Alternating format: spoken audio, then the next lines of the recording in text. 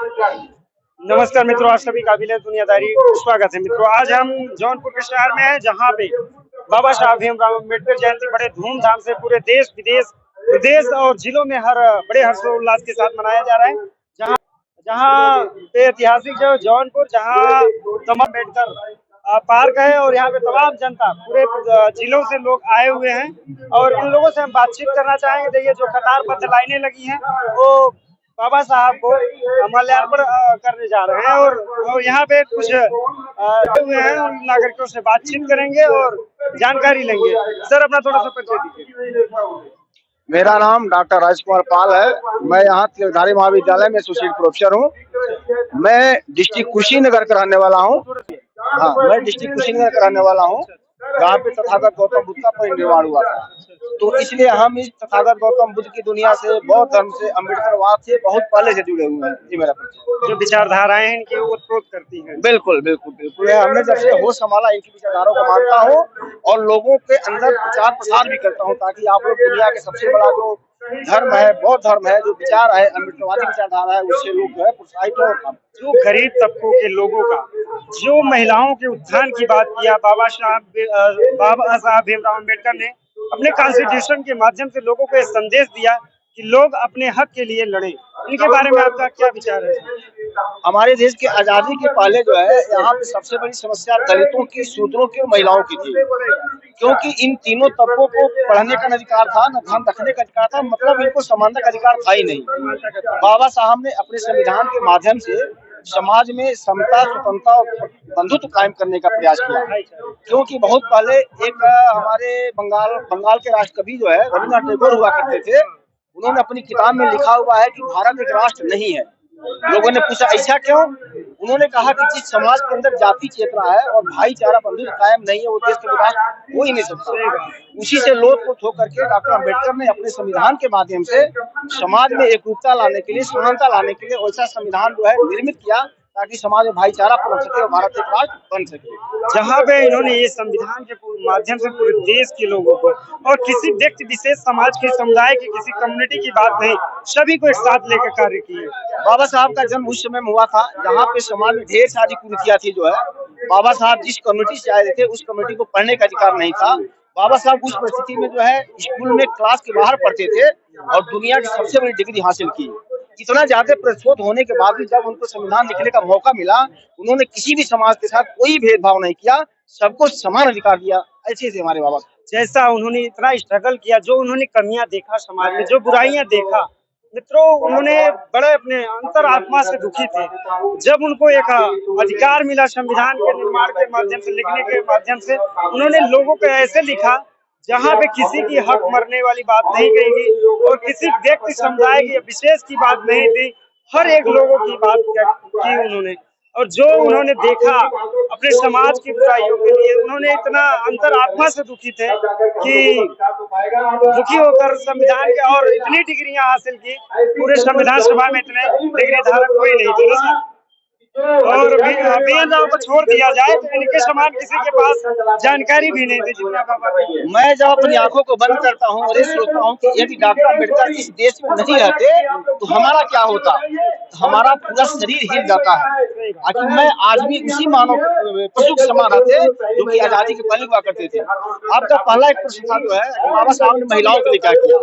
मैं ये कहना चाहता हूँ कि भारतवर्ष के सभी वर्ग की महिलाओं को पढ़ने का अधिकार नहीं था। पढ़ने का अधिकार जो माता बाई सावित्रीबाई फुले ने एक जो है अपना मूवमेंट चलाया था, उसके तहत इनको पढ़ने का अधिकार मिला और उसी से प्रेरित होकर के डॉक्टर भीमराव अम्बेडकर, जब मेरा देश आजाद हुआ था, उसमें लॉ मिनिस्टर हुआ करते थे, इन्होंने एक बिल लाया जिसका नाम था हिंदू कोड बिल।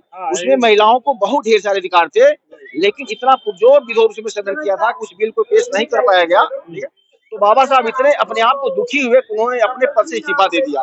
उसी हिंदू कोड बिल को आज की सरकारें टुकड़ों में लागू कर रही हैं और महिलाओं के लिए जो है ताली बजवा रही है। जैसा कि कह रहे हैं महिला सशक्तिकरण के बारे में, मैंने महिलाओं को एकदम सामाजिक स्तर सुधार दिया है और कहीं किसी प्रकार का तकलीफ ही नहीं है। पर मैंने ऐसे देख रहा हूँ पूरे प्रदेश में इतने महिलाओं पर अत्याचार हो रहे हैं, कुकर्म हो रहे हैं, अभद्र टिप्पणियां हो रही हैं। इनके बारे में क्या कहना चाहेंगे? आज भी समाज में जब तक एक चर्चा रहेगी कि भारतीय समाज पुरुष प्रधान देश है, तो निश्चित रूप से हम कह सकते हैं कि महिलाएं आज भी दोयम दर्जे की हैं। इसमें बहुत ढेर सारा काम करने की आवश्यकता है। सरकार को इस पे विशेष ध्यान देना चाहिए। जो उनके अधिकार हैं और उनको मिलना चाहिए। मित्रों मित्रों यत्र नार्यः पूज्यन्ते रमन्ते तत्र देवता, जैसा कि हमारे गीता में भी लिखा गया है, संविधान में लिखा गया, पर महिलाओं का आज भी शोषण होता है सर, कुछ हद तक बहुत ज्यादा। जहाँ पे शिक्षा का स्तर है भी और जहाँ नहीं है भी, वहाँ भी दिक्कत है सब सारी चीजें। पर सरकार को इस पे संज्ञान लेनी चाहिए, जिससे जो अपराधियों का मनोबल उच्च हो रहा है वो थोड़ा सा कम हो।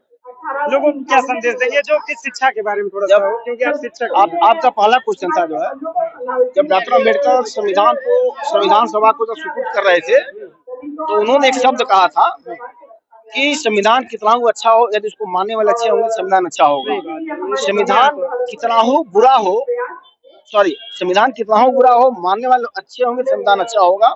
संविधान कितना हो अच्छा हो, मानने वाले बुरे होंगे तो संविधान बुरा होगा। संविधान में वो ढेर सारे आईपीसी हैं, वो सारे धाराएं हैं जो कि महिलाओं को उत्थान में कार्य कर सकते हैं। और महिलाओं को अधिकार पता ही नहीं है सर, जो कि आईपीसी सीआरपीसी सेक्शन में महिलाओं को तो कोई टच भी नहीं कर सकता, कोई अभद्र बातें नहीं कर सकता। पर सबसे बड़ी बात, उन लोगों के पास जानकारियां ही नहीं है। इस वजह से वो लोग समाज में अपने आप को कोई कुछ बोल भी देता है तो वो लोग अपनी बातें नहीं रखती है। और शिक्षा के बारे में जैसे आपने कहा कि आप शिक्षक भी हैं, तो डॉक्टर अम्बेडकर ने कहा कि शिक्षा वो शेरनी का दूध है, जो पिएगा वही दहाड़ेगा। डॉक्टर अम्बेडकर ले आए होंगे आप लोगों के समझ, जहाँ पे महिलाओं का शोषण होता है, उसके बारे में लगभग प्रतिदिन ही एक दो मामले हमारे सामने आते हैं इसके। और चूंकि पुरुष प्रधान देश और पुरुषवादी मानसिकता होने का पुरुष को एक अहंकार है कि कोई महिला हमसे आगे क्यों जा रही है, वो एक ज्वेलिस होने के नाते उन पे अत्याचार करते हैं। जहाँ तक कई मामलों में देखा गया है कि उनसे ज्यादा पढ़ी लिखी हैं या उनसे ज्यादा वो कमा रही हैं, तो उससे भी वो कुंठित भावनाएं हैं, वो भी उनके ऊपर अत्याचार करने के लिए प्रेरित करती है। जैसा कि पहले अबला विदुषी हुआ करती थी, जब पहले बहुत आदिकाल में, पर उन लोगों का अधिकार छीन लिया, इस वजह से उन लोगों पे हक दब गए और संविधान के माध्यम से लोगों को जागरूक कर रहे हैं और महिलाएं आगे बढ़ रही हैं और संदेश भी जा रहा है। और कुछ जगह दिक्कतें हैं। देखिए, आदिकाल में जो होता रहा तो छोड़ दीजिए। बुद्ध जी कहते थे जो बीत गया उसके बारे में सोचना नहीं, जो वर्तमान है वही सत्य है। तो वर्तमान में बाबा साहब ने जो संविधान दिया, उसमें अनुच्छेद 14 में जो समानता का अधिकार दिया, वो चाहे महिला हो चाहे पुरुष हो, सबके लिए। दूसरी चीज, जाति, भाषा, धर्म, लिंग, क्षेत्र के आधार पे किसी के साथ कोई विभेद नहीं किया जाएगा। व्यवस्थाएं हैं, महिलाओं के लिए है घरेलू हिंसा है, महिला उत्पीड़न है, आईपीसी में 498 दिया हुआ है। तमाम इस तरह की धाराएं हैं जो महिलाओं को सुरक्षा प्रदान करती है। और सबसे बड़ी बात यह है कि इसका क्रियान्वयन, अफसोस की बात है कि जो सरकारें हैं उसमें अधिकतर पुरुष हैं और उनके हाथ में है, इसलिए उसका क्रियान्वयन जितने मजबूती से होना चाहिए वो नहीं हो रहा है। इसके वजह से महिलाओं पे अत्याचार की घटनाएं ये अभी भी होती रहती है। पहले से बड़ी बात है, जो जमीनी धरातल पे सारी चीजें यदि सही तरीके से क्रियान्वयन हो जाए तो लोगों को अधिकार मिलना शुरू हो जाए। और सरकार की योजनाएं भले चलाती है पर सही तरीके से कार्यपालिका इम्प्लीमेंट नहीं करा पा रही है, यही बात है। तो मित्रों, बहुत सारे देखिए हम जागरूक नागरिकों से बातचीत किए, जहाँ पे आप लोगों को मित्रों देखिए महिलाओं की जो बात थी, और सर ने बहुत अच्छे से आईपीसी के सेक्शन के बारे में बताया, जो कि 498 में महिलाओं हिंसा के बारे में दिया गया है। और तमाम जो भ्रूण हत्याएं हो रही हैं सर, बच्चियों को जीवन उनका सृजन नहीं हो पा रहा है तभी मार दे रहे हैं। तो महिलाओं को सशक्त होना है, महिलाएं ही वो लोग करती हैं कि पुरुष की बातें मान कर वो लोग करती हैं, ना करें तो कोई पुरुष कुछ भी नहीं कर पाएगा, ऐसा ही है। तो मैंने बताया ना, पुरुषवादी मानसिकता, क्योंकि पति ये चाहता है कि एक बेटा हो जाए, मेरा खानदान चलेगा, मेरा नाम चलेगा, तो इसमें महिलाओं की मजबूरी भी होती है। क्योंकि पुरुषवादी मानसिकता जो है उनके ऊपर हावी होती है। अगर उनकी बात को नहीं मानेगी, उसी घर में रहना है, उनके साथ जिंदगी बिताना है, उनके हिसाब से रहना है, तो अगर नहीं मानेंगी तो वो उनको प्रताड़ित करेगा, उनको खाना नहीं देगा, कपड़ा नहीं देगा, मानसिक दैहिक तमाम तरह से अत्याचार करेगा। तो ये डर होता है। इस तरह से ये महिलाएं भी मजबूर हैं कि इस तरह भ्रूण हत्या में। काफी अच्छा लगा, बहुत बहुत धन्यवाद मित्रों। मित्रों मिलते हैं किसी और वीडियो के साथ, तब तक के लिए आप सभी से जय हिंद मित्रों।